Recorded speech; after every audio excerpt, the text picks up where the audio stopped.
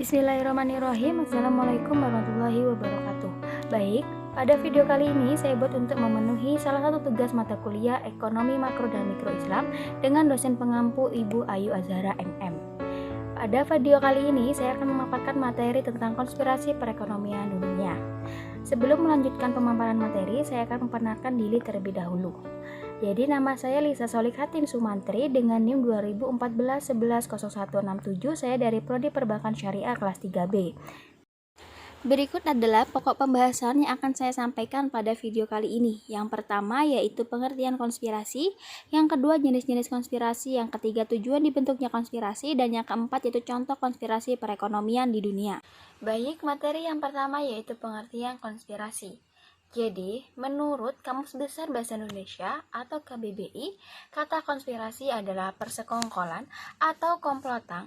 Konspirasi adalah persekongkolan sekelompok orang dalam merencanakan sebuah kejahatan yang dilakukan dengan rapi dan sangat dirahasiakan. Pelaku konspirasi disebut dengan konspirator. Konspirasi dikerjakan secara mulus dan rapi, sehingga orang tidak mengetahuinya sedikit pun. Hal ini yang membuat sulit untuk membuktikan konspirasi. Orang-orang yang mungkin mampu menebak dan menduga-duga saja apa yang akan terjadi selanjutnya. Oleh sebab itu, muncullah teori konspirasi. Menurut Kamus Oxford atau Oxford Dictionary, pengertian konspirasi adalah suatu rencana yang sifatnya rahasia, yang dilakukan oleh sekelompok orang tertentu dengan tujuan ilegal atau merugikan pihak-pihak tertentu. Jadi dapat disimpulkan pengertian dari konspirasi adalah tindakan yang berusaha menjelaskan bahwa penyebab tertinggi dari suatu atau serangkaian peristiwa, pada umumnya peristiwa politik, sosial, tragedi kemanusiaan, serta sejarah, adalah suatu rahasia dan seringkali memberdayai atau mengaburkan dari fakta. Direncanakan dan dilaksanakan secara diam-diam oleh sekelompok rahasia, orang-orang atau organisasi yang sangat kuasa dan berpengaruh. Baik, materi yang kedua yaitu jenis-jenis konspirasi. Jadi, dalam konspirasi terdapat 4 jenis. Antara lain yaitu yang pertama, konspirasi sivil, yaitu sebuah perjanjian yang dilakukan orang untuk menipu, menyesatkan, atau menipu orang lain dari hak-hak hukum mereka atau untuk mendapatkan keuntungan sepihak. Jenis yang kedua yaitu konspirasi kriminal, yaitu perjanjian antara orang-orang untuk melanggar hukum di masa depan. Jenis yang ketiga yaitu konspirasi politikal, yaitu kesepakatan antar orang-orang dengan tujuan mendapatkan kekuatan politik atau memenuhi tujuan politik. Dan jenis yang terakhir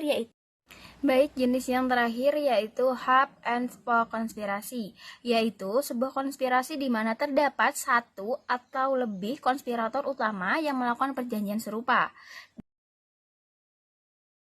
Dan materi yang selanjutnya yaitu tujuan dibentuknya konspirasi. Jadi, tujuan dari konspirasi dibentuk tidak selalu sama, tergantung dari kelompok-kelompok yang memiliki kepentingan yang ingin dicapai. Secara umum, konspirasi dilakukan untuk menyalahkan suatu pihak atau untuk membuat suatu alasan. Konspirasi adalah keadaan yang bisa terjadi mulai dari tingkatan paling bawah, seperti lingkungan desa, sampai pada tingkatan yang lebih tinggi, yaitu negara, kawasan regional, dan juga dunia.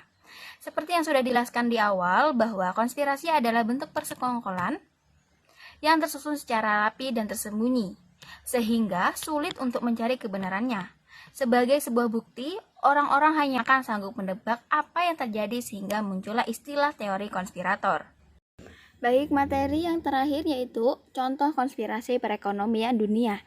Di sini saya mengambil contoh konspirasi elit global di balik COVID-19. Jadi apa betul konspirasi COVID adalah ulah para elit global? Ada beberapa opini dari pengamat dunia bahwa situasi saat ini dimanfaatkan untuk membentuk The New World Order. Dari literatur yang penulis pelajari, mereka adalah komando 7 elit global, di mana mereka menciptakan ketakutan lalu kepanikan global lewat media massa, hingga akhirnya banyak negara bangkrut akibat krisis sosial dan ekonomi. Saat ini, Amerika bertahan atas dukungan elit global, di mana pola yang dilakukan sama seperti sebelumnya, akan tetapi membuat ketakutan dunia dan sistemnya lebih besar dengan menciptakan virus COVID-19. Oleh karena itu, seluruh dunia pun ketakutan. Alasan mengapa harus Cina sebagai awal penyebaran virus COVID-19 adalah karena Cina sudah banyak merontokkan bisnis besar negara adidaya. Selain itu, untuk meruntuhkan dominasi Cina, mereka juga memantau cara tepat yang negara itu lakukan, yaitu lockdown, di mana seruan ini banyak digaungkan oleh WHO, dibantu dengan tekanan media massa terkemuka. Banyak negara melakukan hal itu, akibatnya mata uang hancur, pasar global anjlok, perbankan runtuh. Tujuan elit pun sukses membawa dunia menjadi krisis global.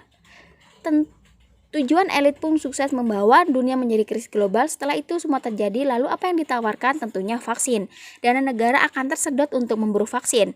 Ketika negara sudah diambang bangkrut, tentu saja selanjutnya elit konspirasi ini menawarkan solusi untuk pemulihan ekonomi dengan utang-utang yang baru. Negara ini akan tenggelam dengan hutang yang entah sampai kapan harus melunasinya.